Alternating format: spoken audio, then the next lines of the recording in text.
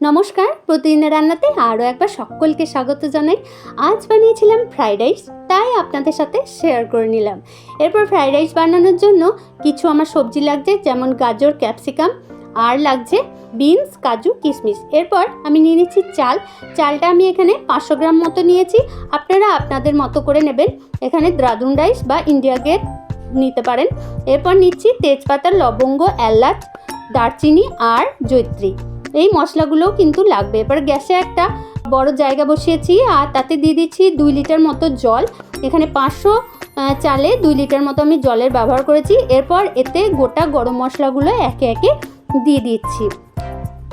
দেখুন, এলাচটার মুখটা একটু ফাটিয়ে দিচ্ছি, তাতে করে এলাচের স্মেলটা ভালোভাবে এই জলের সাথে মিশে যাবে। এরপর চালটা আমি ধুয়ে পরিষ্কার করে রেখেছিলাম, সেই চালটা এর মধ্যে দিয়ে দিচ্ছি। চালটাকে ভালো করে ধুয়ে একবার পরিষ্কার করে নেবেন, 2-3 বার জল পাল্টে পাল্টে ভালো করে ধুয়ে নেবেন। এরপর চালটা আমি এর মধ্যে দিয়ে দিচ্ছি, আর চালটা দেওয়ার পরে এভাবে করে নেড়ে দেবেন, না হলে কিন্তু নিচে দলা পাকিয়ে যেতে পারে। এরপর এই জলটার মধ্যে দিয়ে দেব লবণটা দেবেন, তাহলে খুব ভালো হয়, স্বাদটা ভালো আসে। লবণটা আপনাদের আন্দাজ মতো দেবেন।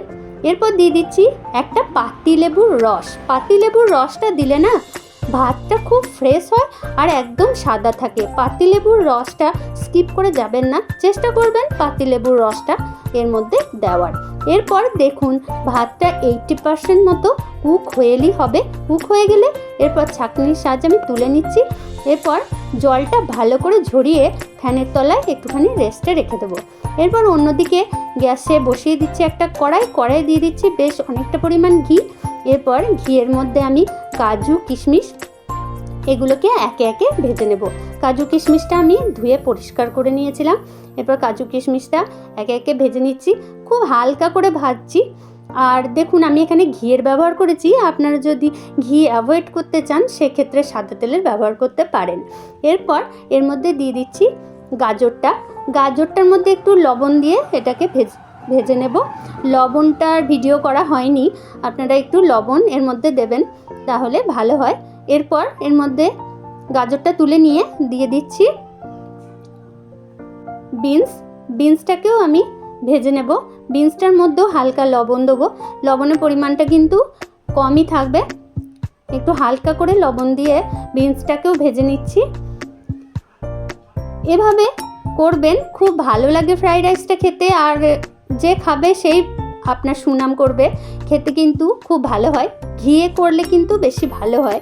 এরপর এর মধ্যে দিয়ে দিচ্ছি ক্যাপসিকামটা কিন্তু তাড়াতাড়ি নরম হয়ে যায়, তাই বিনসটা আগে ভেজে নিলাম একটুখানি, তারপরে ক্যাপসিকামটা দিলাম। ক্যাপসিকাম তাড়াতাড়ি নরম হয়ে যায়। এরপর দেখুন, এলাচ, দারচিনি আর লবঙ্গটাকে আমি একটুখানি মিক্সির মধ্যে গ্রাইন্ড করে নেব, একটু গুঁড়ো করে নেব।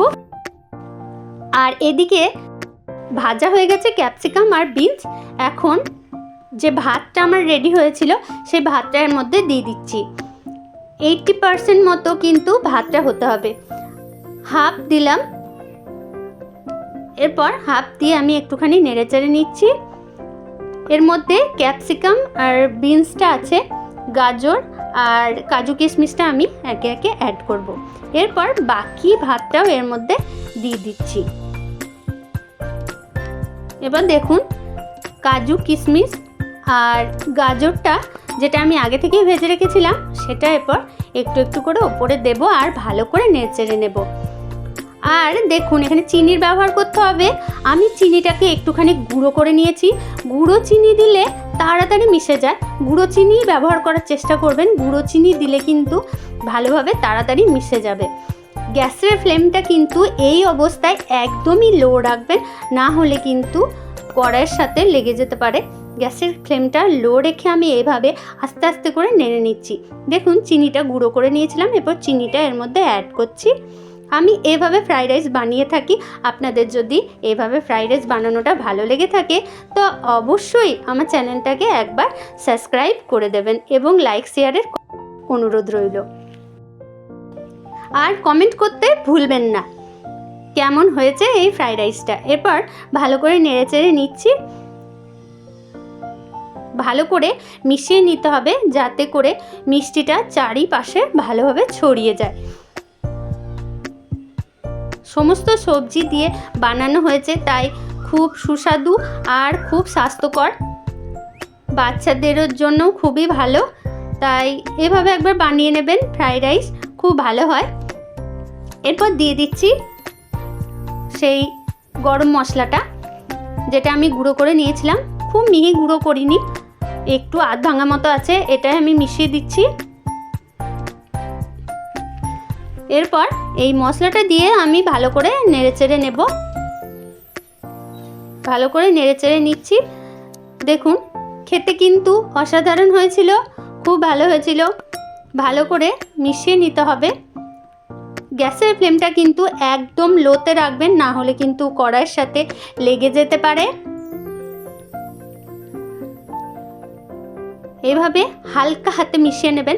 আর ভাতটা কিন্তু 80% মতো কুক করবেন, একদম 100% কুক করবেন না, তাহলে এই যে নাড়াচাড়া করছি এখন আর নাড়াচাড়া করার সময় একদমই দলা পাকিয়ে যাবে ভাতটা। খুব বেশি ভাতটা সিদ্ধ করবেন না, একটু কম সিদ্ধ করলে এই নাড়াচাড়া করতে করতে গ্যাসের ফ্লেমের মধ্যে একদম কিন্তু সুন্দরভাবে সেট হয়ে যায়। তাই বলবো 80% মতো কুক করে তারপরে কিন্তু এর প্রসেসটা করবেন, খুব ভালো হয়, তাহলে ভেঙে যাবে না ভাতগুলো। দেখুন আমার রেডি হয়ে গেছে, এরপর আমি পরিবেশন করছি। খুব ভালো হয়েছিল, তাই বারবার বলবো বানিয়ে খান ও সকলকে খাওয়ান। ধন্যবাদ সকলকে ভিডিওটি দেখার জন্য।